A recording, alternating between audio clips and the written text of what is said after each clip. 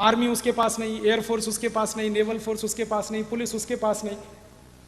थोड़ा अगर हम टाइट कर दें 1 मिनट में दे देंगे वो सारा पैसा। तो इसलिए दादागिरी करके भी ला सकते हैं, कानून से भी ला सकते हैं, संसद की मदद से ला सकते हैं, सुप्रीम कोर्ट की मदद से ला सकते हैं, रास्ते बहुत हैं। पैसा ये लाना है 110 लाख करोड़। फिर आप बोलेंगे इसका करना क्या है? करना क्या है? देश का विकास करना है, जो नहीं हुआ 62 साल में। तो 110 लाख करोड़ में क्या क्या हो जाएगा? छोटी छोटी कुछ बातें बताता हूं। हिंदुस्तान में 6,38,365 गांव हैं। हर गांव में 100 उद्योग हम लगाएं, 100 उद्योग हर गांव में। इसको ध्यान से सुनिएगा, 1 नहीं, 2 नहीं, 3 नहीं, 100 उद्योग हर गांव में लगाएं तो मात्र 10 लाख करोड़ का खर्च होगा। और हमारे पास 110 लाख करोड़ है। आप बोलेंगे कौन कौन से 100 उद्योग? हमारे भारत में 2 लाख से ज्यादा गांव हैं जहां कपास पैदा होता है। जहां कपास पैदा होता है वहां सूत बन सकता है, जहां सूत बन सकता है वहां खादी वस्त्र बन सकता है। तो खादी वस्त्र निर्माण का उद्योग हर देश के, माने भारत देश के 2 लाख गांव में चल सकता है। और उनमें जो खादी बनेगी वो सब हम भारतवासी खरीद कर उसका उपयोग कर सकते हैं। अभी भारत में 1% लोग खादी खरीदते हैं। अगर 100% लोग खादी खरीदें तो 2 लाख गांव में बनने वाली सारी खादी बिक जाएगी और 15 करोड़ भारतवासियों को उससे रोजगार मिल जाएगा। आप बोलेंगे हम खादी क्यों खरीदें? खादी इसलिए खरीदिए कि उसका उत्पादन करने वाला शेतकरी जो कपास उत्पन्न करता है। खादी इसलिए खरीदिए कि कपास उत्पन्न होने से सूत बनता है, सूत बनने से कपड़ा बनता है। वो कपड़ा आप खरीदेंगे तो पैसा किसी शेतकरी के घर में जाता है। आप ये मानते हैं कि विदर्भ के शेतकरी आत्महत्या ना करें तो उसका एक ही रास्ता है कि आप खादी खरीदें, क्योंकि विदर्भ में सबसे ज्यादा कपास पैदा होती है और कपास पैदा करने वाला ही शेतकरी सबसे ज्यादा आत्महत्या करता है, क्योंकि कपास का भाव नहीं मिलता। भाव क्यों नहीं मिलता? क्योंकि कपास के बने हुए खादी की बिक्री नहीं है। और बिक्री क्यों नहीं है? क्योंकि आप टेरिलिन, टेरिकॉट, शिफॉन, जॉर्जेट पहनते। ये टेरिलिन, टेरिकॉट, शिफॉन और जॉर्जेट आप खरीदेंगे, सारा पैसा धीरूभाई अंबानी के खाते में जाता है। करोड़पति को 10 करोड़पति आप बना रहे हैं, 10 करोड़पति को अबजपति बना रहे हैं। क्या आप सेवा कर रहे हैं देश की? कोई भी सिंथेटिक कपड़ा आप खरीद रहे हैं, पैसा अंबानी बंधुओं को ही मिलेगा। और अंबानी बंधुओं की 1 मिनट की इनकम 20,000 रुपए है। आप उस 20,000 को और 30,000 बना रहे हैं। क्या सेवा कर रहे हैं देश की? जो भूखा मर रहा है शेतकरी, उसकी सेवा करिए, उसके घर में पैसा दीजिए। और उसकी सेवा करने का एक ही रास्ता आपके पास है कि आप खादी खरीदिए। और खादी इसलिए खरीदिए कि खादी महात्मा गांधी ने पहनी, खादी लोकमान्य बाल गंगाधर तिलक ने पहनी, खादी इस देश में भगत सिंह ने पहनी, खादी इस देश में चंद्रशेखर आजाद ने पहनी, खादी इस देश के क्रांतिकारियों का कपड़ा है, खादी इस देश के क्रांतिवीरों का कपड़ा है। मैंने एक दिन सोचा कि 1-1, 2-2 कपड़े भी खादी के खरीदने लगे हम। हमारी तौलिया, हमारा रूमाल, हमारा एक कुर्ता, एक पजामा, ऐसे ही थोड़े थोड़े कपड़े खरीदने लगे तो करोड़ों मीटर खादी बिक सकती है इस देश में। और 2 लाख गांव में उद्योगों की स्थापना हो सकती है। दूसरा एक उद्योग इस देश में हर गांव में हो सकता है। वो क्या है? भारत में लगभग 1,75,000 गांव हैं जहां गन्ना पैदा होता है, ऊस पैदा होता है। और उस ऊस से हम गुड़ बना सकते हैं और वो गुड़ हम सभी इस्तेमाल कर सकते हैं। तो आप बोलेंगे साखर का क्या करें? साखर का एक्सपोर्ट करो। साखर खाने में अच्छी नहीं है, गुड़ सबसे अच्छा है। साखर और गुड़ का अंतर बता देता हूं 1 ही मिनट में। आप खाना खाइए, मान लीजिए आप 400 ग्राम खाना खाते हैं एक बार में, इससे ज़्यादा कोई खा नहीं पाता। 400 ग्राम खाना खाया और 10 ग्राम गुड़ खा लिया आपने भोजन के बाद, तो 400 ग्राम खाने को वो 10 ग्राम गुड़ पूरा हजम करा देगा, पचा देगा। इतनी ताकत 10 ग्राम गुड़ में है। और अब इसका उल्टा बता देता हूं। आपने 400 ग्राम खाना खाया और उसके पीछे से 1 चम्मच साखर आपने खाई, तो 1 चम्मच साखर को पचाने में वो 400 ग्राम भोजन की पूरी ऊर्जा खर्च हो जाएगी, फिर भी वो पचेगी नहीं आपको। इतना अंतर है साखर और गुड़ में। इसलिए खाना है तो गुड़ खाइए, साखर बंद करिए।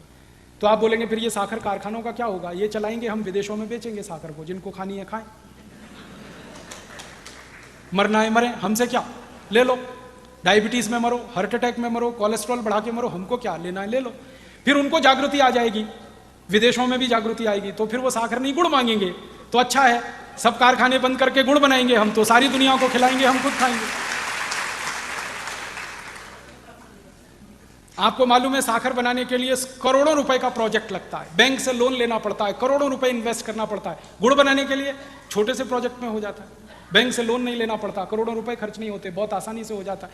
और कोल्हापुर, सतारा, सांगली के सब शेतकरी गुड़ बनाने की टेक्नोलॉजी जानते हैं, उनको सिखाने की जरूरत नहीं है, वो हजारों साल से बनाकर इस्तेमाल करते रहे।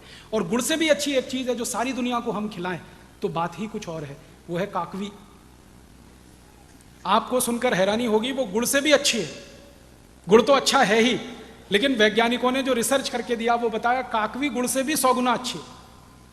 और काकवी बनाना तो सिर्फ शेतकरी जानता है, इसका माने टेक्नोलॉजी उसके हाथ। हम अगर उसको प्रमोशन करें, गांव गांव में जहां भी ऊस उत्पन्न हो रहा है वहां काकवी बने, बोतल में बंद करके अच्छी पैकिंग करके सारी दुनिया में बिके, लोग खरीदने को तैयार है, क्योंकि उनको वो क्वालिटी की कोई चीज मिलती नहीं, हम दे सकते हैं। तो दूसरा उद्योग ये चल सकता है। तीसरा एक बड़ा उद्योग हर गांव में हो सकता है तेल का। हमको मूंगफली का तेल चाहिए, शेंगा का तेल चाहिए, तिल का तेल चाहिए, सरसों का तेल चाहिए, और ये सब शेंगा तिल गांव में उत्पन्न होता है। 2 लाख गांव हैं जहां शेंगा होता है, जहां तिल होता है, जहां सरसों होती है, हर जगह तेल निकल सकता है। गांव में बिजली नहीं है तो भी तेल निकल सकता है। तेल निकालने का वो पहले एक छोटा सा कोलू चलता था बैल की मदद से, वो अभी फिर चल सकता है, और उसका निकाला हुआ तेल दुनिया में सर्वश्रेष्ठ है। आप जानते हैं क्यों? क्योंकि वो तेल अगर हम खाएं तो हार्ट अटैक कभी आ नहीं सकता, क्योंकि उस तेल से HDL बढ़ता है, और अभी जो डब्बाबंद तेल हम खाते हैं उससे LDL और VLDL बढ़ता है, जो हार्ट अटैक का सबसे बड़ा कारण। हमारे जो पुराने लोग थे ना, पूर्वज, वो तेल वही खाते थे जो कोलू से निकलता था। धीरे धीरे धीरे धीरे, जानते हैं उसमें खासियत क्या है? टेम्परेचर नहीं बढ़ता तेल का, बहुत धीमे धीमे निकलता है, तो तेल की सारी पौष्टिकता, जो उसका प्रोटीन तत्व है, वो जिंदा रहता है उसमें, और उसी कारण किसी को हार्ट अटैक नहीं आता था। हमारे पुरखे बहुत तेल खाते थे, तूप भी बहुत खाते थे, तो भी हार्ट अटैक नहीं आता। अभी हम डब्बाबंद तेल खाते हैं, ये डब्बाबंद तेल मशीनों से निकलता है। मशीन से जब तेल निकलता है तो टेम्परेचर इतना बढ़ता है कि तेल की सारी पौष्टिकता जल जाती है, फिर उसमें दूसरे तेल मिलाते हैं। सरकार ने उनको लाइसेंस दिया हुआ है भेड़सेड़ करने का, मिलावट करने का। आपको मालूम है, शुद्ध तेल में बाहर से आयातित बहुत सारे दूसरे तेल मिला देते हैं, और वो तेल आपको हजम नहीं होते, फिर आपके जीवन में दुख का कारण बनते हैं। तो हम शुद्ध तेल गांव गांव निकलवाएंगे बैलों से, फिर तेल का कोलू चलवाएंगे, बैलों को काम मिलेगा, शेतकरी को काम मिलेगा, तेल का डब्बा गांव से भर के शहर में आके बिकेगा, और इस तेल को खाने के लिए लोग तैयार हैं, देने वाले नहीं है। 56,000 कोटी रुपए का बाजार है तेल का हिंदुस्तान में। हम कम से कम 10 कोटी शेतकरी को रोजगार दे सकते हैं तेल के उद्योग, ये हम करेंगे। फिर और एक काम हो सकता है, भारत में गेहूं उत्पन्न होता है, लगभग 2.5 लाख गांव हैं जहां गेहूं होता है। जहां गेहूं होता है वहां गेहूं का आटा बन सकता है। अभी गेहूं का आटा शहर में बनता है मशीन से, उसमें भी वही समस्या है, मशीन बहुत तेज घूमती है, टेम्परेचर ज़्यादा हो जाता है, आटे की पौष्टिकता खत्म हो जाती है। हम तो वो हाथ वाली मशीन चलवाएंगे आटे की। हजारों साल इस देश के लोगों ने हाथ से चक्की चला के आटा पीसा है, और जिन माताओं ने ये काम किया है उनको कभी भी पुत्र या पुत्री का जन्म देने के लिए हॉस्पिटल नहीं जाना पड़ा, सिजेरियन नहीं कराना पड़ा। आप जानते हैं क्यों? जब वो चक्की चलाते हैं तो उसमें सबसे बड़ी एक्सरसाइज होती है, वो गर्भाशय की होती है, पेट की होती है, और माँ का गर्भाशय सबसे ज़्यादा लचीला बनता है जब आप वो चक्की चलाते हैं, और अगर गर्भाशय फ्लेक्सिबल है तो बच्चे का जन्म सबसे आसानी से हो सकता है। तो माँ के लिए बच्चे का जन्म आसान है, वो तो एक बात है। फिर हाथ से पिसा हुआ आटा खाएंगे, जिंदगी में कोई त्रास नहीं हो सकता पेट का, क्योंकि धीरे धीरे पीस कर बना है। और हमारी तो तैयारी ये है कि जो पुरुष हैं और जिनके पेट बाहर निकले हैं उनसे भी चक्की चलवाएं, उनका भी पेट अंदर चला जाएगा, वो स्लिम और ट्रिम हो जाएंगे। ऐसे भी चक्की चलाते हैं ना, स्वामी रामदेव जी चलवाते हैं कि नहीं? फिर असली में चलवाएंगे, गांव गांव में आटा भी बनेगा, लोगों को रोजगार मिलेगा, हमको बेस्ट क्वालिटी। और आपको माहिती है, शेतकरी गेहूं बेचे तो 11 रुपए किलो, और गेहूं का आटा 26 रुपए किलो। तो गेहूं क्यों बेचना? आटा बना के बेचना ना, फिनिश प्रोडक्ट देना, रॉ मटेरियल गांव से बाहर नहीं लाना। भारत में 90,000 गांव हैं, 90,000, जहां बटाटा उत्पन्न होता है। अब बटाटा जहां है वहां बटाटा चिप्स बनवाएंगे गांव गांव से, और शहर में बिकवाएंगे। विदेश की कंपनी आके बटाटा चिप्स बेचती है 400 से 500 रुपए किलो, हम 100 रुपए किलो तो बेच ही सकते हैं। रफल्स है, हॉस्टेस है, टॉप रेमन है, ये सब 400-500 रुपए किलो के हैं। हम हमारे गांव का बटाटा चिप्स 50 रुपए 100 रुपए किलो बेचे, करोड़ों लोगों को काम मिल सकता है।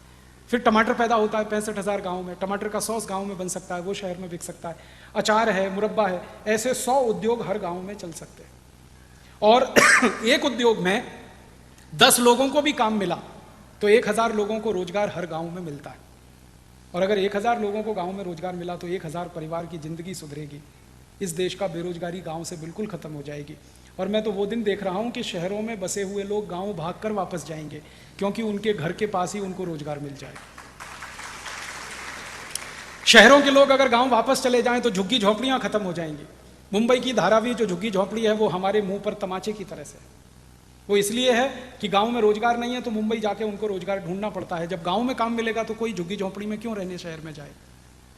ऐसी व्यवस्था हम बनाना चाहते हैं, और इस पूरी व्यवस्था को बनाने में मात्र 10 लाख करोड़ का खर्चा है, और हमारे पास 110 लाख करोड़ है। फिर बचेगा पैसा 100 लाख करोड़, उसका क्या करेंगे? फिर उसके दूसरे काम करेंगे, सड़क बनवाएंगे गांव गांव, फिर उसके बाद बचेगा तो क्या करेंगे, बीज की व्यवस्था करेंगे, इलेक्ट्रिक करंट दिलवाएंगे हर गांव में। भारत के हर गांव में 24 तास इलेक्ट्रिक करंट मिले, उसके लिए 4.5 लाख करोड़ का खर्चा करना, आसानी से कर सकते हैं। छोटे छोटे पावर स्टेशन बना सकते हैं, 1 मेगावाट के, 2 मेगावाट के, और 10 गांवों को बिजली सप्लाई हो, वो एक पावर स्टेशन कर देगा। अभी पावर स्टेशन बहुत बड़े हैं, 1000 मेगावाट के, 1500 मेगावाट के। उनकी समस्या क्या है कि वहाँ जो बिजली उत्पन्न होती है 11,000 वोल्ट की होती है, और घर में जो बिजली इस्तेमाल होती है वो 220-240 वोल्ट की होती है। तो 11,000 वोल्ट पे पहले बिजली पैदा करते हैं, फिर उसको स्टेप डाउन करके नीचे नीचे लाके 240 वोल्ट पे कन्वर्ट करते हैं।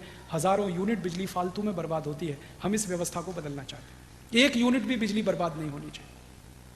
क्या करें, छोटे पावर स्टेशन बनाओ, 1 मेगावाट का बनाओ, 2 मेगावाट का बनाओ, तो बिजली ही 240 वोल्ट की पैदा करो, तो स्टेप डाउन करनी ना पड़े। तो घरों में इस्तेमाल करने के लिए बिजली अलग, कारखानों में अलग, रेलवे के लिए अलग, ये 3 स्तर पर हम अलग अलग कर देंगे तो फालतू बिजली खराब नहीं होगी, और जितनी बिजली हमने बचाई उतनी उत्पादन हो जाएगी। और 35 से 37% हमारे यहाँ जो ट्रांसमिशन लॉस है ये पूरा हम खत्म कर सकते हैं, छोटे पावर स्टेशन बना के ये काम कर सकते हैं। ये करने के बाद भी पैसे बचेंगे, तो हॉस्पिटल बना देंगे, स्कूल बना देंगे, कॉलेज बना देंगे, सब हो जाएगा, गाँव में कुछ नहीं बचेगा, तो भी हमारे पास 60 लाख करोड़ बचेगा। 50 लाख कोटी में सब काम हो जाएगा। फिर हमें सोचना पड़ेगा अब क्या करें, कुछ करने के लिए नहीं, तो फिर योग करेंगे, प्राणायाम करेंगे, हम सुधरेंगे, उनको सुधारेंगे, अपनी सीट सब स्वर्ग में बुक कराएंगे, और क्या करेंगे, फिर यही करेंगे। और 60 लाख कोटी जो बच गया उसको फिक्स डिपॉजिट में रख देंगे भारत माता के नाम से, उसका 10% का ब्याज भी मिला साल का, तो 6 लाख कोटी हो गया। उतने पैसे से देश का बजट बना लेंगे, टैक्स लगाने की जरूरत नहीं है, पूरे देश को 0 टैक्स बना लेंगे।